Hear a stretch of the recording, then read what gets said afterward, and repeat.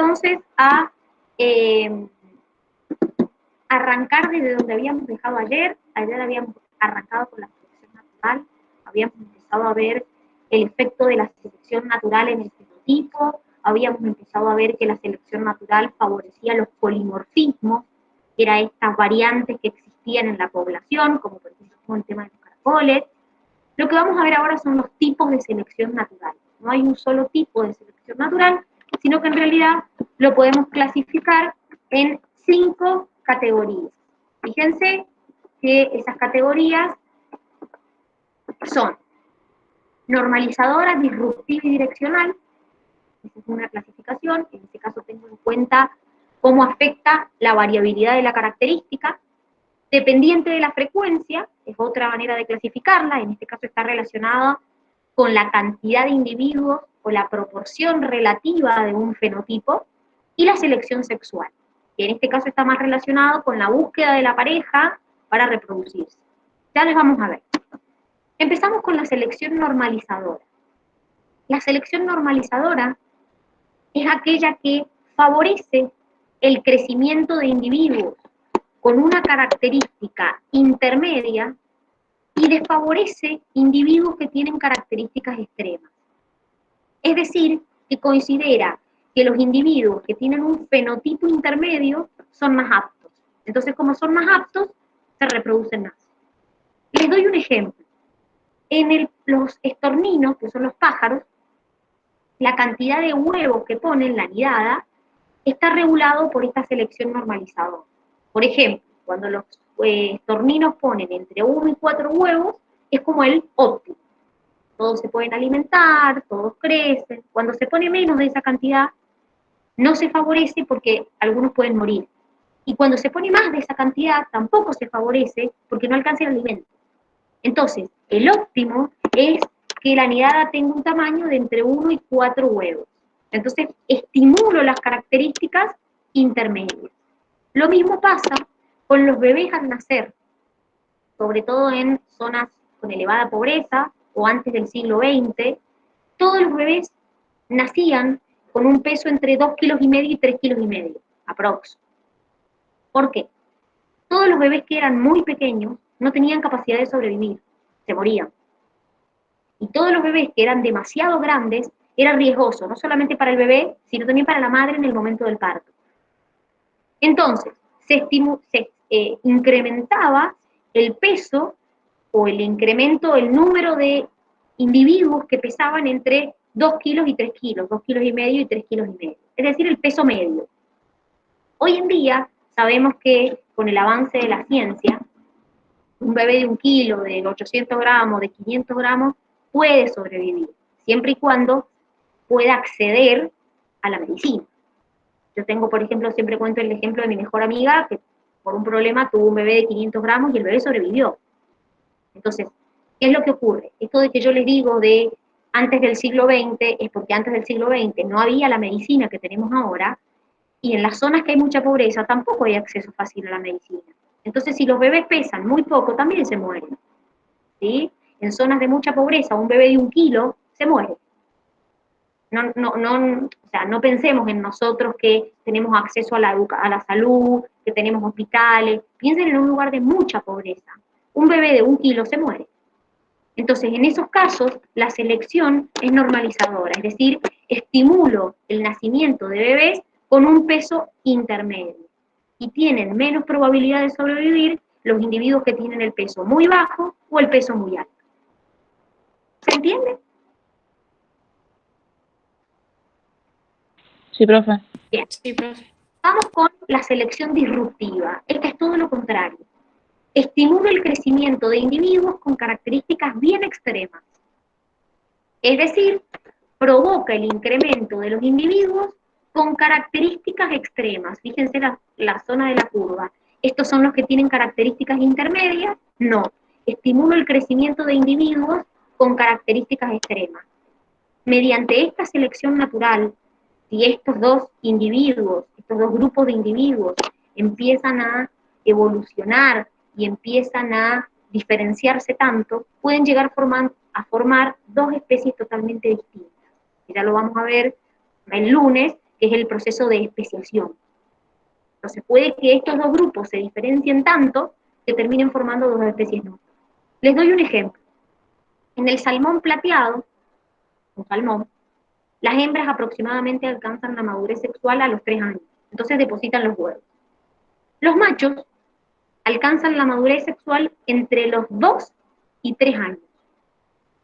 Entonces, hay machos de 2 años grandes, machos de 2 años chiquitos, machos de 3 años grandes, machos de 3 años chiquitos. Se demostró que los machos que tienen 2 años y son pequeños pueden esconderse mejor debajo de una roca y poder fecundar esos huevos. Y los machos de 3 años que tienen un tamaño más grande también pueden fecundarlo porque tienen, en la competencia, como tienen mayor tamaño, ganan. ¿Qué quiere decir? Que en este caso yo fomenté, o la selección, estimuló el crecimiento de dos poblaciones, los de 3 años de tamaño bien grande y los de 2 años de tamaño bien chiquito. Entonces, todos los de 2 años que son grandes y los de 3 años que son chiquitos tienen menos probabilidad de sobrevivir. ¿Por qué? Tienen menos probabilidad también de reproducir, de fecundar a esos huevos. Entonces eso es un ejemplo de selección disruptiva. Pero también el ejemplo de los salmones que les estoy contando es un ejemplo de selección sexual y de selección dependiente de frecuencia. Y ya vamos a ver por qué. Vamos a ver enseguida qué es la selección sexual y qué es la selección dependiente de frecuencia. Vamos con la selección direccional. En este caso, estimulo o favorezco el incremento de individuos con una característica fenotípica determinada. Fíjense la forma de la curva. Favorezco los individuos con una característica determinada. Esto es lo que ha pasado, por ejemplo, chicos, con los antibióticos y las bacterias. La mayoría de las bacterias son resistentes. Entonces, la selección ha estimulado el crecimiento de individuos resistentes. Lo mismo pasa con los insectos a los insecticidas. Uno es el DDT, ya está prohibido el DDT, pero vieron que por ahí uno, no sé, se pone off o algún insecticida y dice, che, pero esto ya no los mata. Claro, porque cada vez se han creado individuos más resistentes. Entonces, la selección direccional ha estimulado el crecimiento de individuos resistentes. Lo mismo pasa con, por ejemplo, el virus del VIH, con un antiviral que se llama AZT, que es un antiviral bastante conocido, que se usó durante mucho tiempo. Entonces el virus se está volviendo resistente al antiviral. Entonces, otro de los ejemplos comunes es el ejemplo de la polilla moteada del abedul, que se llama melanismo industrial. ¿Qué es esto? Otro ejemplo de selección direccional. En un principio, antes de la industrialización, predominaba la Viston betularia de color claro. ¿Por qué? Porque había bosque, había verde. Había muchísima cantidad de este tipo de polilla y muy poquitos individuos, casi ninguno, muy poquitos, de esta Viston betularia oscura. ¿Qué es lo que ocurrió? Con la industrialización, todos los árboles y las plantas se llenaron de hollín. La contaminación, el humo, hizo que todos los árboles, los bosques, se fueran cada vez oscureciendo más. Entonces, ¿qué pasó? Esta, en un lugar oscuro, se ve mucho más. Entonces se la comían más. Los depredadores la veían más fácilmente y se la comían más. Esta, como tiene el color oscuro, era más fácil que se ocultara. Entonces, estas se empezaron a reproducir, empezaron a aumentar y desplazaron totalmente a estas. Entonces, fíjense cómo acá también tenemos una selección de tipo direccional. ¿Por qué? Porque esta se estimuló, se incrementó el crecimiento de un individuo con un fenotipo particular. ¿Cuál es ese fenotipo particular? El color oscuro. Este ejemplo se los di ayer yo también con el tema del polimorfismo. ¿Se acuerdan que vimos el tema del polimorfismo transitorio y el polimorfismo equilibrado? Que yo les dije que en el polimorfismo equilibrado, por ejemplo, existen todas las variantes y todas pueden coexistir, pero que en el polimorfismo transitorio, una variante va reemplazando a la otra con el correr del tiempo. Bueno, este era el ejemplo que yo les daba ayer. Es decir, con el correr del tiempo, esta variante fue reemplazando a esta variante. Entonces, este ejemplo de la polilla moteada del abedul, que se llama melanismo industrial, se los toman el 95% de las veces que van a rendir. Y es un ejemplo de selección direccional. ¿Se entiende?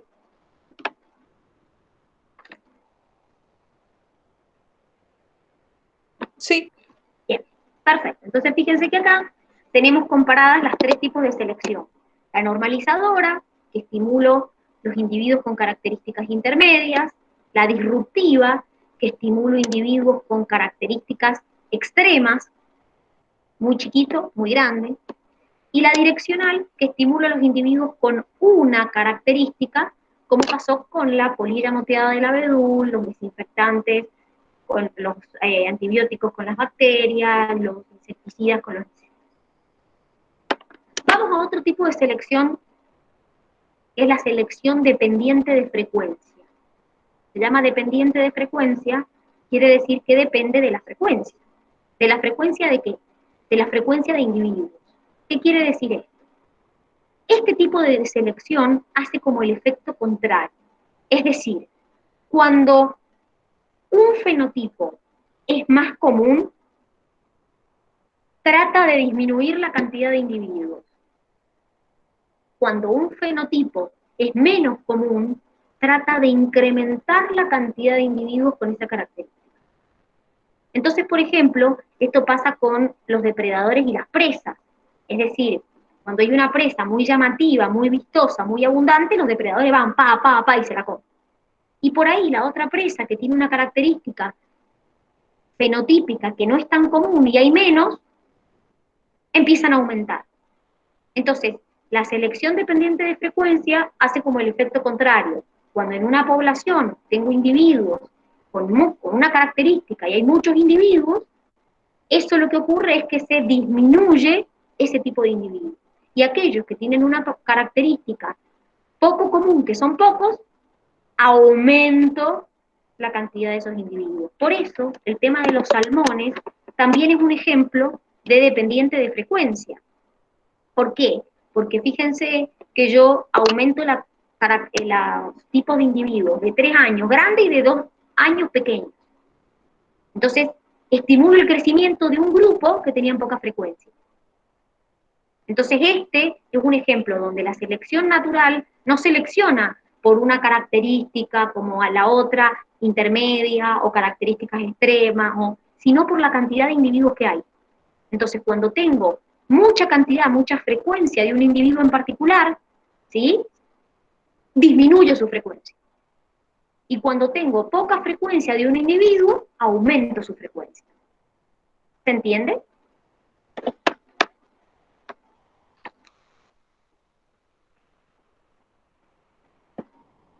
El último tipo de selección que vamos a ver es la selección sexual. Obviamente, la selección sexual está relacionada con o la lucha entre los sexos o la presión de un sexo sobre el otro. Y dentro de esta selección vamos a ver la intrasexual y la intersexual. ¿Cuál es la diferencia? En la intrasexual, los individuos del mismo sexo compiten para parearse con el sexo opuesto. Generalmente la competencia es entre machos para parearse con la hembra. Por ejemplo, los salmones compiten entre sí para parear o para fecundar los huevos de una hembra. Eso es una competencia intrasexual.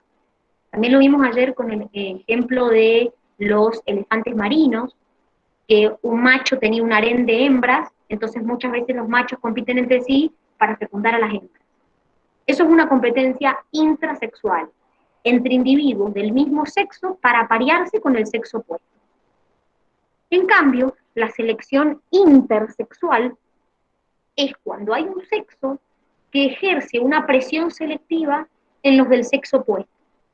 Por ejemplo, generalmente son las hembras. Por ejemplo, las hembras de los pavos reales eligen el pavo real que más coloración tiene en sus plumas. Entonces la presión selectiva la hace la hembra sobre el macho, porque el macho que más color tenga la va a poder fecundar. Lo mismo pasa, por ejemplo, con animales que tienen cornamenta. Cuando el animal tiene la cornamenta más grande, la hembra lo elige para reproducirse. Lo mismo pasa con los monos narigudos, cuando la nariz sea más grande, la hembra lo elige para que lo fecunde. Entonces, es una presión selectiva de un sexo sobre el sexo opuesto para parearse con ella. Generalmente lo hacen las hembras. ¿Se entiende la diferencia? Sí, profe. Bien, ¿alguna duda hasta acá de los tipos Sí. de selección? No. Bien, perfecto. Vamos entonces con el... Profe, ¿y de qué depende que en una población haya un tipo de selección o otra? ¿O coexisten todos los tipos? Coexisten todos los tipos. Coexisten todos los tipos. Puede haber que haya más de una, menos de otra, pero coexisten todos los tipos. Sí, totalmente. Totalmente. Es más, como vos decís, en una misma población puede que algunos individuos se vean más afectados por la selección sexual, otros por la selección disruptiva, otros por la selección direccional. Coexisten todas juntas. Ah, bien, gracias. De nada. Vamos entonces a ver lo que se llama el dimorfismo sexual. ¿Qué significa el dimorfismo sexual? Básicamente son las diferencias entre los machos y las hembras de una especie. Y esto está causado sobre todo por la selección sexual, por esa presión que hay con el otro sexo que hace que las hembras y los machos sean distintos. Este dimorfismo no está relacionado tanto con el acto de la reproducción, sino más bien con la obtención de la pareja, es decir, tener alguna característica para lograr obtener una pareja. En la mayoría de los casos, estas características hacen que, está bien, le va a permitir obtener mucha o más cantidad de pareja, pero la mayoría de estas características no son adaptativas. ¿Por qué? O son menos adaptativas. Porque me dan más exposición frente a mi depredador. Como yo les decía recién a los chicos del otro grupo, un pavo real, ¡ay, qué hermoso, qué colorido! Va a traer a la hembra re bien. Perfecto. Pero esa característica hace que también sea más llamativo para sus depredadores. Entonces, muchas de las características estas que hacen diferente al hombre y a la mujer y que favorecen en la búsqueda de la pareja, también hace que sean más susceptibles a ser depredados. Entonces, les doy ejemplos. En los babuinos, los caninos y el tamaño corporal del hombre es más grande que el de la mujer. En los impalas, la cornamenta es más grande en el hombre que en la mujer. En los azucareros púrpuras, que son estos que tienen acá, miren, perdón, estos que tienen acá, el macho tiene un plumaje azul más brillante que la hembra. Entonces fíjense que acá tengo diferencia entre el macho y la hembra, acá también, pero fíjense que acá no. Y esto está relacionado con que en la mayoría de las especies que son monogámicas, el macho y la hembra se parecen. Entonces, como yo les dije antes, muchas veces las características que a mí me permiten destacarme para que la hembra me elija para reproducirme, también hace que yo sea más fácil de ser depredado. Y esto está relacionado con qué vimos sobre la reproducción sexual. ¿Qué vimos sobre la reproducción sexual? Las desventajas. Exactamente. ¿Y qué decía como desventaja? Que te exponía más a los depredadores. Tal cual, tal cual. Es decir, perfecto, vos vas a poder atraer pareja, pero te estás exponiendo más a los depredadores, estás corriendo un riesgo. En el buscar pareja, en el cortejo, te estás exponiendo a tus depredadores. Entonces, por eso también, ahora lo entienden, la reproducción sexual es riesgosa y tampoco es tan eficaz que digamos. ¿Se entendió lo del dimorfismo? Sí. Bien. La respuesta a la selección natural es la adaptación. Es decir, cuando un individuo decimos que se adapta, en realidad es el resultado de lo que la selección natural hizo. Entonces, las adaptaciones, hay muchas maneras de definirlo, muchos las definen como el estado de encontrarse ajustado al ambiente, pero la realidad es que nosotros vamos a usar la definición que lo relacionamos con lo que estamos viendo, que es una adaptación fisiológica en la vida de un organismo o una población. ¿Y a qué nos referimos? Por ejemplo, los pájaros carpinteros tienen unas adaptaciones. Para el que no sabe, el pájaro carpintero va rompiendo la corteza del árbol y se come los bichitos que hay adentro. Entonces, la estructura morfológica de un pájaro carpintero tiene que ser determinada para que él pueda resistir tantos golpes que hace con el pico. Entonces, por ejemplo, tiene 2 dedos hacia adelante y 2 hacia atrás para poder sostenerse, tiene plumas en la cola para poder apoyarse más fácil, el pico obviamente es un pico muy potente para poder perforar la corteza de un árbol, los músculos cervicales son muy fuertes, porque imagínense que si no de tanto hacer así contra el árbol, se destruirían los músculos cervicales, y tienen en el cráneo como espacios, como huecos, que le amortiguan el golpe, porque imagínense que tantos golpes en la cabeza quedaría tonto. Y además tienen una lengua larga que le permite captar el insecto que está debajo de la corteza. Entonces, todas esas son adaptaciones producto de la presión que hizo la selección natural. Existen unos pájaros que se llaman pinzón artesano, y que se le llama pinzón artesano porque dice que puede usar herramientas. La realidad, chicos, es que no es que sabe usar una pinza, sino que estos pájaros tienen la particularidad de que cuando encuentran un bichito debajo de un árbol, o sea, dentro de un árbol, no tienen la lengua para poder sacarlo, no tienen la lengua larga. Entonces agarran un palito, una ramita, lo enganchan, cual picada, y se lo comen. Entonces a eso se refiere el que pueden usar herramientas. Es decir, a que usan, por ejemplo, un palito como si fuera un escarbadiente para poder sacar el bichito y comérselo. Eso también es una adaptación. Otro es, por ejemplo, lo que pasa con muchos animales que se mimetizan, sobre todo muchos insectos. Por ejemplo, no sé si han visto esos insectos como la chinche verde, que es ese bicho oloroso, que tiene olor feo. Es verde. ¿Por qué es verde? Porque se camufla mejor. Se puede mimetizar mejor con los fondos verdes y que no lo encuentren. También ejemplos de adaptaciones es las flores de las plantas. Cuanto más flores, cuanto más colorida es la flor, es más atractiva para el polinizador. Han desarrollado nectarios también coloridos, llamativos, para que los polinizadores se acerquen a ella. Y de hecho hay, por ejemplo, flores como las orquídeas, que tienen un pétalo, que es un pétalo modificado, que es como un labio, y eso le permite retener a las abejas, que son justamente polinizadoras. Entonces, siempre las adaptaciones son la respuesta a la selección natural. Cuando la selección natural ejerce una presión, con el tiempo ese individuo o se termina adaptando o se fuiste. No hay otra opción. Entonces, existen lo que se llaman adaptaciones al ambiente físico. Y vamos a hablar del concepto de clina y del concepto de ecotipo. ¿Cuál es la diferencia? Una clina, escuchen bien esto porque generalmente son conceptos que es como que les cuesta entender la diferencia. Una clina es una característica que varía en forma gradual, pueden ser una o más características fenotípicas que varían en forma gradual según el ambiente.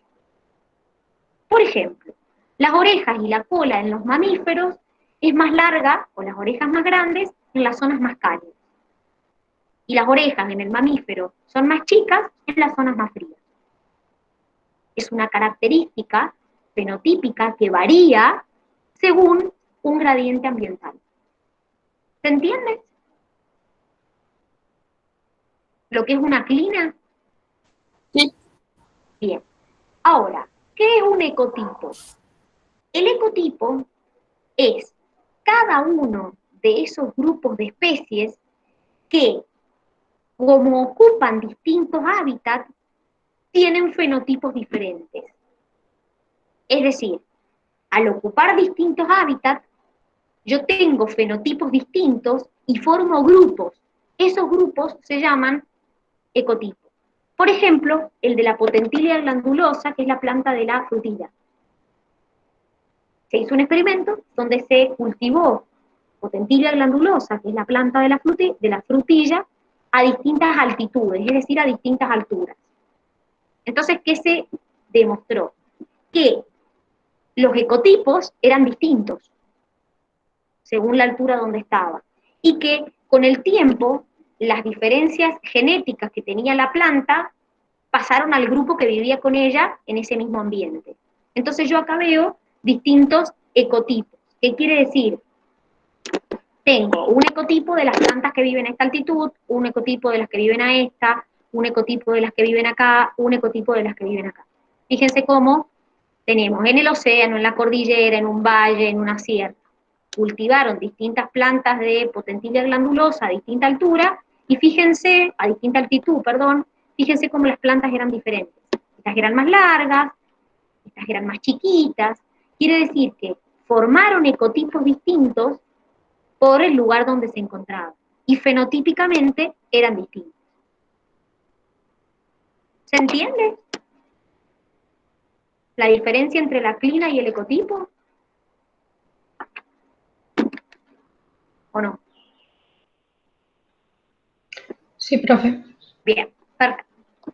Vamos entonces a hablar del concepto de coevolución.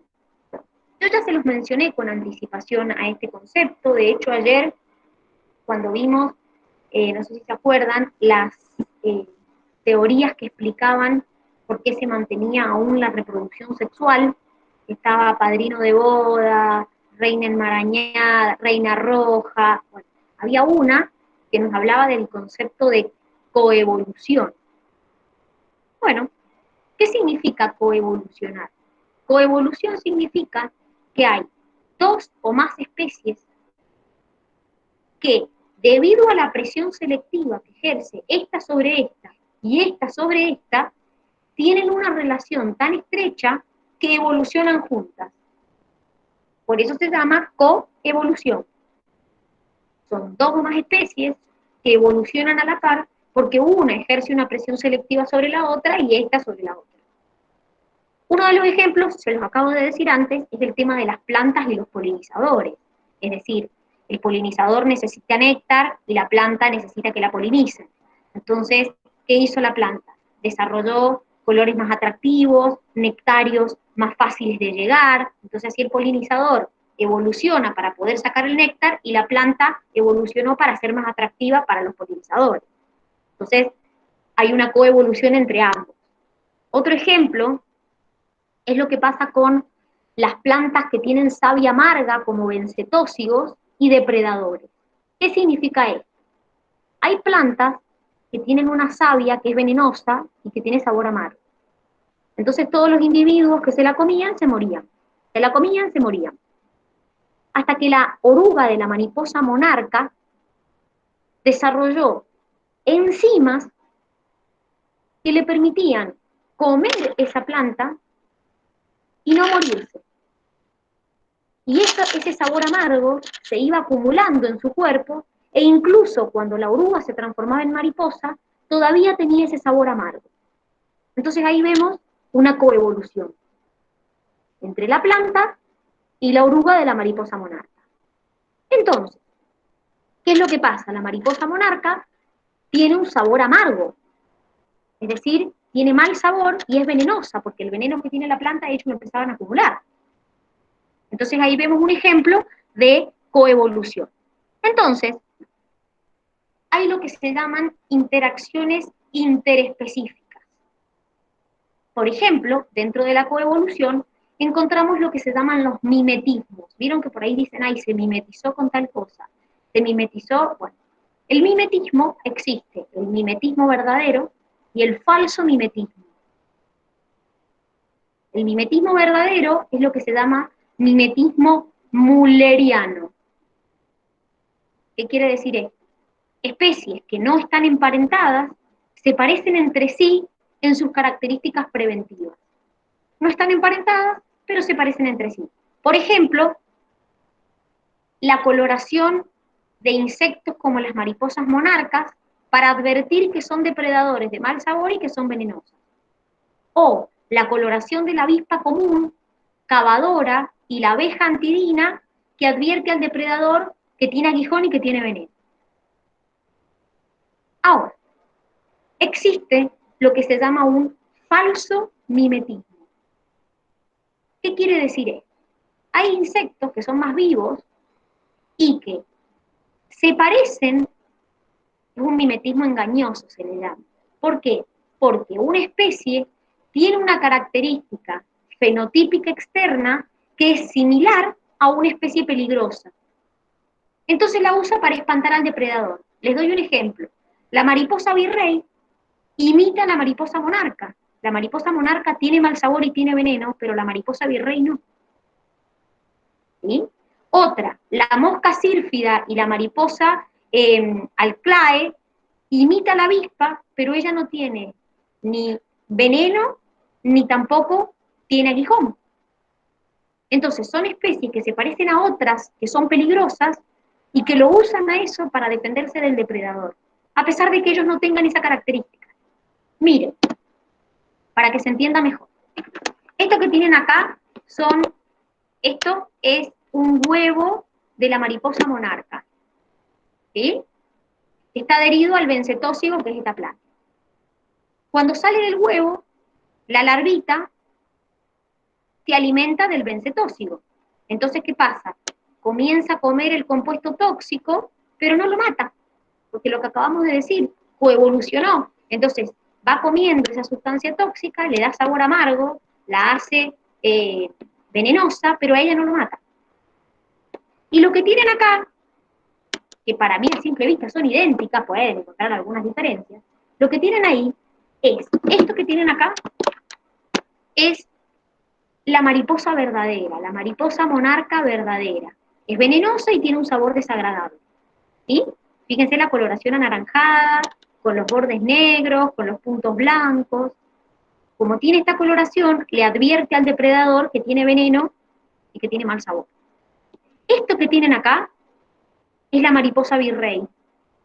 No tiene veneno, no tiene mal sabor, pero hizo lo que se llama un mimetismo mulleriano, o falso mimetismo. Entonces, ¿qué hace? No se alimenta de los bencetósigos, no es venenosa, pero desarrolló una característica mimética a para que los depredadores piensen que es la mariposa monarca.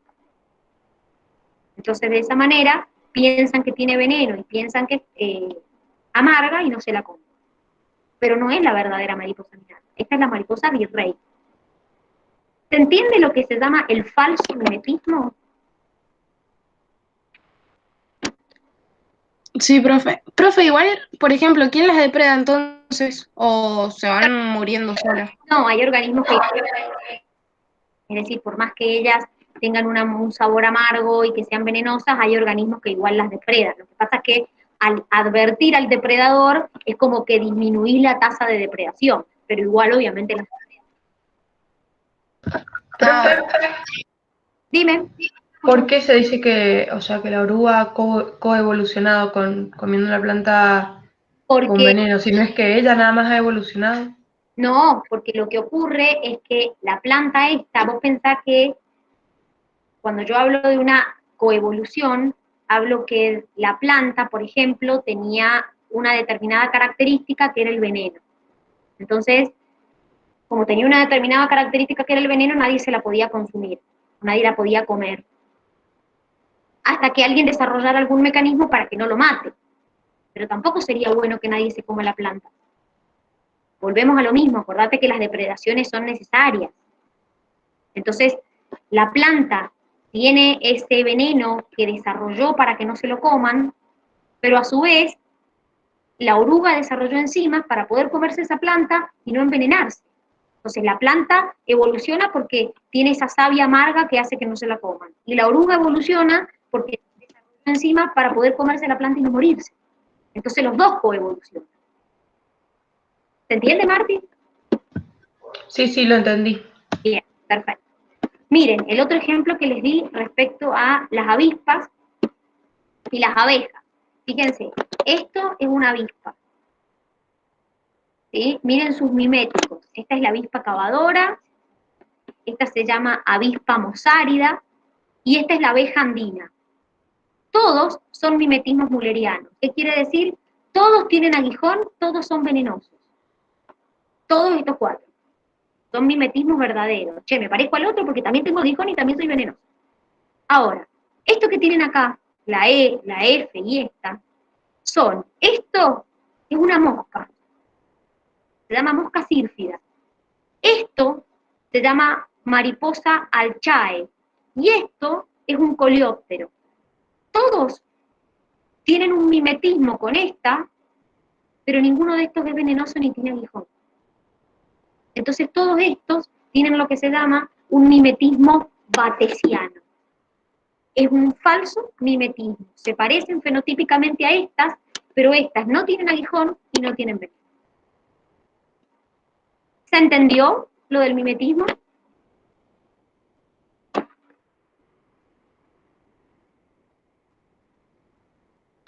Sí, profe. Bien.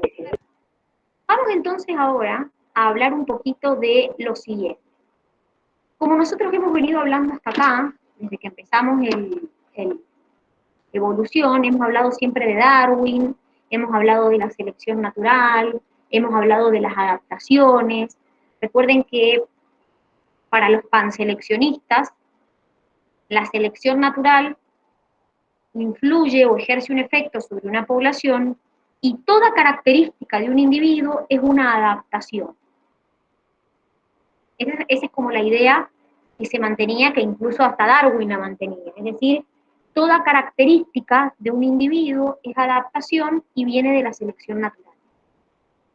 Ahora, como siempre, hay críticas a esto. Y dentro de esas críticas, alguna teoría ya la vimos, de hecho, la vimos más temprano, la vimos ayer, creo, donde empiezan a criticar un poco estas ideas de que toda característica es una adaptación. Uno de los grandes críticos es Moto Kimura, que elabora una teoría que se llama teoría neutralista, que yo ya se las expliqué a la teoría neutralista. Él decía que la mayoría de las características eran neutrales. ¿Qué quiere decir?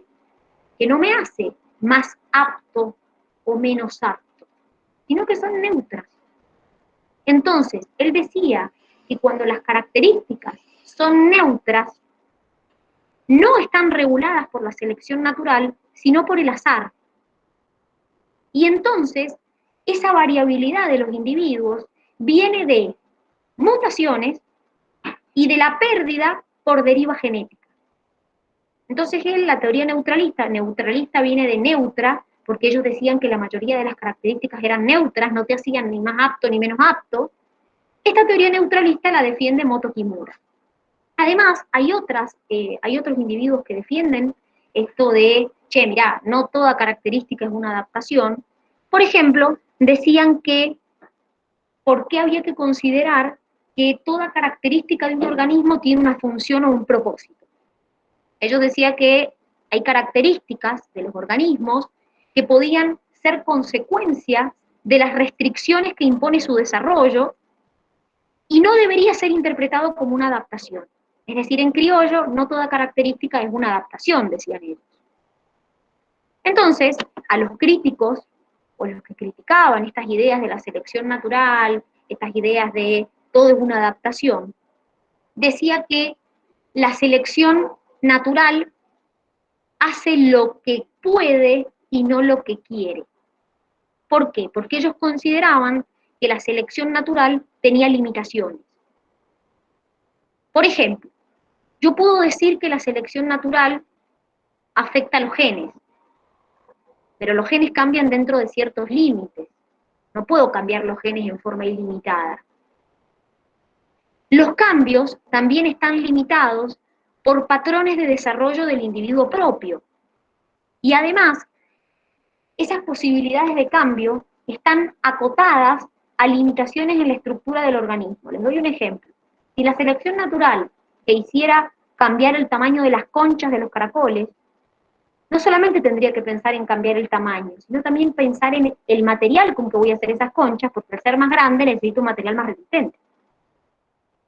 Y otra de las características que criticaban de la selección natural, habla de que una limitación temporal. Creo que esta es una de las como más, como que les diría más, que yo puedo considerar como más correctas, que en realidad, si vos te pones a pensar, puede que tengan razón en esta característica, que es una limitación temporal de la selección natural. ¿Por qué? Porque nosotros hemos dicho que la selección natural, la respuesta a esa selección natural es una adaptación. Perfecto. Pero las adaptaciones son graduales, son lentas. y el ambiente cambia rápido. Entonces puede que cuando yo logré tener una adaptación, el ambiente ya me cambió y ya esa adaptación no me sirve. Es decir, puede que la adaptación se establezca y el ambiente ya haya cambiado. Entonces, una de las críticas que hacen los que critican a Darwin, a la selección natural, es esto, la limitación temporal, porque siempre se habla de con el correr del tiempo, es decir, la selección natural ejerce un efecto en el tiempo. Las adaptaciones son lentas y son en el tiempo. Perfecto, pero si son tan lentas, quizás cuando vos llegaste a tener la adaptación ya el ambiente te cambió y la adaptación esa no te sirve. Entonces estas son como las críticas que se les hace a la selección natural que Darwin defendía. ¿Se entiende hasta acá?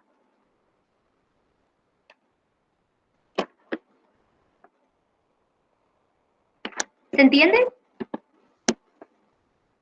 Bien. Sí.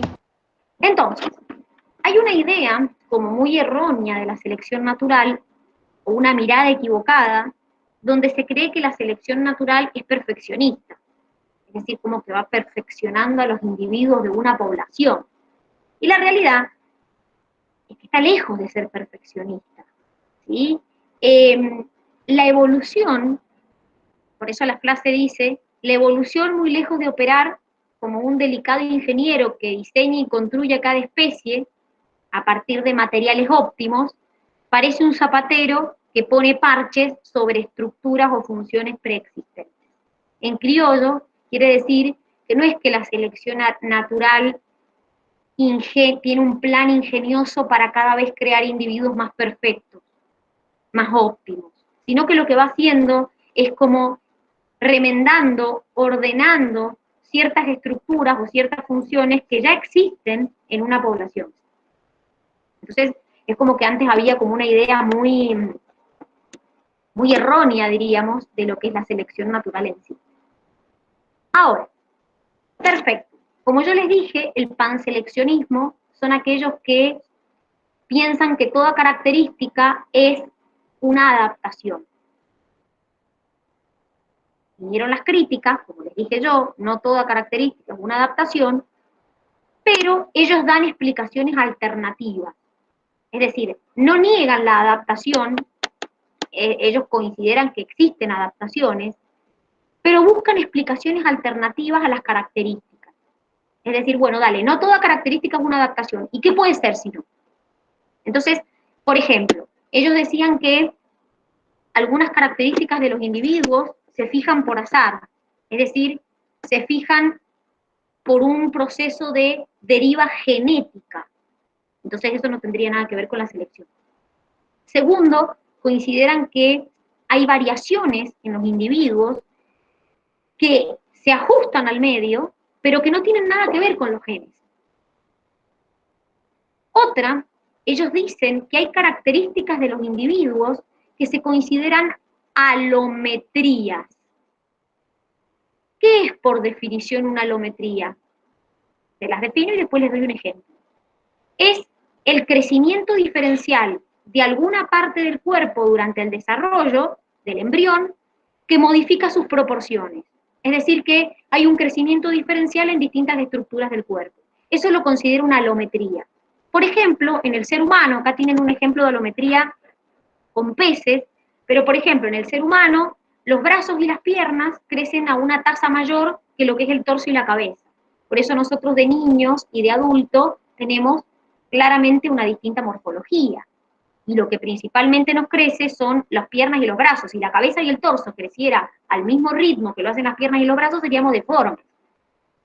Entonces, eso es un ejemplo de alometría. Ellos decían que muchas de las características puede que no vinieran de una adaptación, sino que fueran alometría. Y otro, también decían que había características de los individuos que podían ser heterocronías. Las heterocronías, escuchen bien, son cambios en el desarrollo, en las tasas de desarrollo, que puede producir que el desarrollo se acelere, se interrumpa o se enlentezca. Es decir, son cambios en la tasa de desarrollo de un individuo que pueden hacer que ese desarrollo se haga más rápido, se interrumpa por completo o directamente se detenga. Y por ejemplo, dentro de las heterocronías, acá tenemos el ejemplo de las heterocronías, tenemos lo que se llaman las neotenias. ¿Qué es esto? Es cuando hay alguna característica que se conserva en el estado adulto, pero que en realidad es una característica que deberíamos tener por ser jóvenes. En criollo es una característica juvenil que se mantiene en el estado adulto. Entonces, el ejemplo que se da es el ejemplo, es el más común de todos, de las salamandras. Las salamandras de los géneros Proteus, Necturus y Siren tienen branquias toda la vida. Las branquias no es una característica de un adulto, es una característica de un individuo juvenil. ¿Por qué? Porque si yo lo comparo con el género de salamandra ambistoma, en la salamandra ambistoma solamente la larva, el estado juvenil, tiene branquias. Y sin embargo, los géneros que yo les mencioné recién, Proteus, Necturus y Siren, tienen branquias toda la vida. O sea que la característica juvenil se prolonga en la adultez. Entonces, lo que ellos explicaban, los que dan interpretaciones alternativas, es justamente esto. Es decir, bueno, pará, pero no siempre toda característica viene de una adaptación. O toda característica es una adaptación. O toda característica tiene un propósito. O toda característica está influida por la selección natural. Por eso son como críticos a estas ideas de la selección. Ellos consideran que hay adaptación, pero no consideran que toda característica sea una adaptación en un organismo. ¿Se entiende? Chicos, ¿se entiende? Sí. ¿Alguna duda hasta acá? ¿Algo de lo que hayamos visto? ¿Alguna duda? No, profe. Bien, perfecto. Entonces, vamos a ir con lo último, que es el concepto de aptación, adaptación y exaptación. ¿Qué es esto? Cuando yo hablo de aptaciones, hablo de características que me aumentan la aptitud de un organismo. Eso es una aptación. Es una característica que lo hace al individuo más apto. Recuerden, chicos, que por lo que vimos ayer, la aptitud se mide principalmente por el éxito reproductivo, es decir, básicamente por la cantidad de descendientes vivos que el individuo deja. Antes se pensaba que la aptitud era como otra cosa, es decir, cualquier cosa era más apto o menos apto, y la realidad es que la aptitud se mide por básicamente la descendencia que ese individuo deja. Cuanto más éxito reproductivo tenés, más apto sos. ¿Y por qué más apto sos? Y porque probablemente, si tenés tanto éxito reproductivo, es porque tengas alguna combinación alélica en tu genotipo que es favorable, y entonces, como es favorable, más descendientes van a tener esa combinación favorable. Entonces, por eso, cuando yo hablo de aptitud, lo relaciono con el éxito reproductivo. Ahora, dentro de las aptaciones, escuchen bien, aptaciones viene de apto, nosotros tenemos las adaptaciones y las exaptaciones. Las adaptaciones son las que acabamos de ver. Por ejemplo, el pájaro carpintero, las flores, los esos son adaptaciones. La mayoría, casi todas, son características que a los individuos los hacen más aptos, por eso entran dentro de aptaciones. Pero por otro lado, tenemos las exaptaciones, que son estas que tenemos acá. Es decir, adaptaciones y exaptaciones son aptaciones, son características que a los individuos los hacen más aptos. ¿Qué es una exaptación? Una exaptación es una característica que se incorpora en forma selectiva a partir de otra característica preexistente.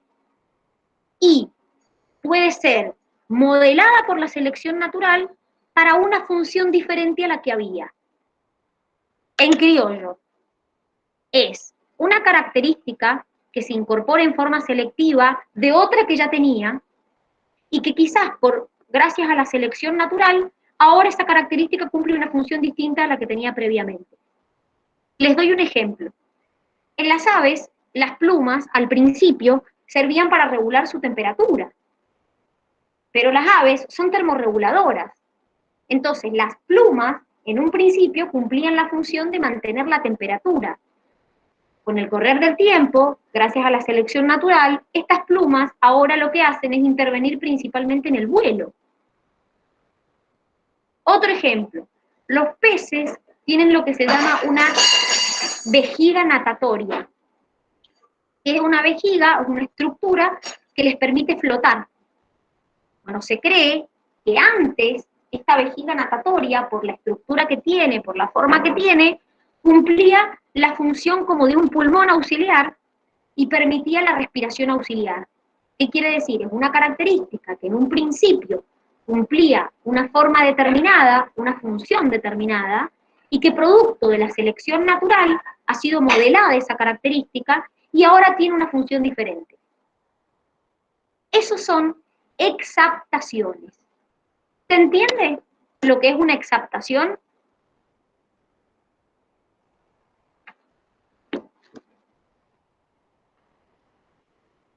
¿Se entiende lo que es una exaptación? Profe, ¿podría volverlo a explicar? Sí. Por favor. Una exaptación es una característica que al principio cumplía o previamente cumplía una función determinada y gracias a la selección natural, a que fue moldeada, modelada por la selección natural, ahora cumple una función diferente. Por ejemplo, como les dije, la vejiga en los peces en un principio, hoy en día, sirve para flotar, pero se cree que en un principio esa característica, que esta vejiga natatoria, era como un pulmón extra, porque tiene la estructura parecida a un pulmón, que le daba como una respiración auxiliar. Entonces es una característica que previamente tenía una función y hoy en día, producto de la selección natural, tiene una función distinta. Eso es una exaptación. Entonces, tanto las adaptaciones como las exaptaciones son aptaciones, son características que los hacen más aptos.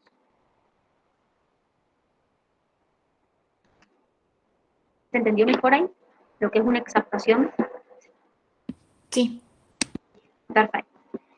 Después existen lo que se llaman las no aptaciones, que son caracteres neutros o perjudiciales que se fijaron por azar en una especie. Entonces, no son características que los beneficien, son características o perjudiciales para una especie o neutras, es decir, que ni los benefician ni los perjudican. Entonces, esos son no aptaciones. ¿Alguna duda de esto? ¿De lo que hemos visto? Profe, ¿me podría explicar de nuevo lo que es ecotipo? Por supuesto, espera que vuelvo para atrás. Aguantamos un minuto, así vemos la imagen. Bueno. Ahí voy. Te lo explico en Bien, fíjate. La clina es una característica que varía gradualmente con el clima. Para que te lo relaciones. Es una característica que varía porque cambia el ambiente. La característica se llama clina, la que varía. Ahora, ¿qué es el ecotipo? El ecotipo son cada uno de estos grupos que se forman de especies que, como ocupan distintos hábitats, tienen una característica fenotípica distinta. Entonces, por ejemplo, el ejemplo que les expliqué de la potentilla glandulosa, que plantaron plantas de frutilla a distinta altitud, el grupo, el de potentilla glandulosa que estaba acá es un ecotipo. El grupo de potentilla glandulosa que estaba acá es un ecotipo. El grupo de potentilla glandulosa que estaba acá es otro ecotipo. El grupo de potentilla glandulosa que estaba acá es otra. ¿Qué se fijaron? Y que mirá, la verdad es que son distintas. Esta planta es más pequeña, en esta altura. A esta altura las plantas son más altas. Entonces, cada uno de estos grupos que se van formando se llaman ecotipos. ¿Se entiende? Lo Ahora que- sí, profesora. Bien. ¿Qué otra duda más hay? Puede ser de lo que vimos hoy o de lo que hemos visto antes, no hay problema. ¿Qué otra duda más hay?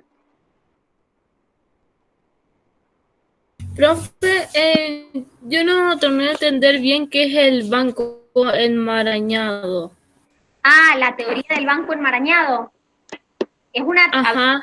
Perfecto. Básicamente es una explicación que se le da, esperen que dejé de compartir ese, es una explicación que se da frente a por qué la reproducción sexual no es beneficiosa. Ya dijimos, y lo hemos repetido hoy, que la reproducción sexual no es un proceso benéfico, ¿sí? Es decir, no es un proceso, tiene más desventajas que ventajas. Dijimos que la única ventaja que tiene es puntualmente que me da variabilidad, pero la mayoría de las cosas que tienen son desventajas. Entonces, existían 3 teorías para explicar esto, que era principal padrino de boda, banco enmarañado y reina roja.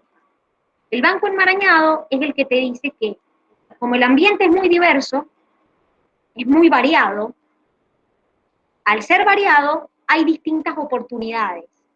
Entonces, cuando vos haces un proceso de reproducción sexual, los individuos que vos formás son todos distintos. Entonces, como son todos distintos esos individuos que vos formás, pueden aprovechar cada uno las distintas oportunidades que te da el ambiente.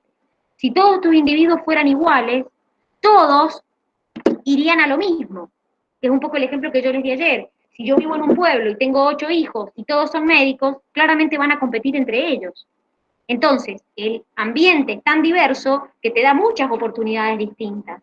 Si vos formás individuos todos distintos, todos pueden aprovechar esas oportunidades distintas y no competir entre ellos. Esa es la explicación que da el banco enmarañado a por qué todavía se sigue sosteniendo la reproducción sexual. ¿Se entiende? Sí, gracias. Bueno, muchachos, entonces, vamos a llegar con la teoría hasta acá de evolución. El día lunes vamos a continuar, así que les pido por favor que terminen de leer la unidad completa de evolución, porque el día lunes la vamos a terminar.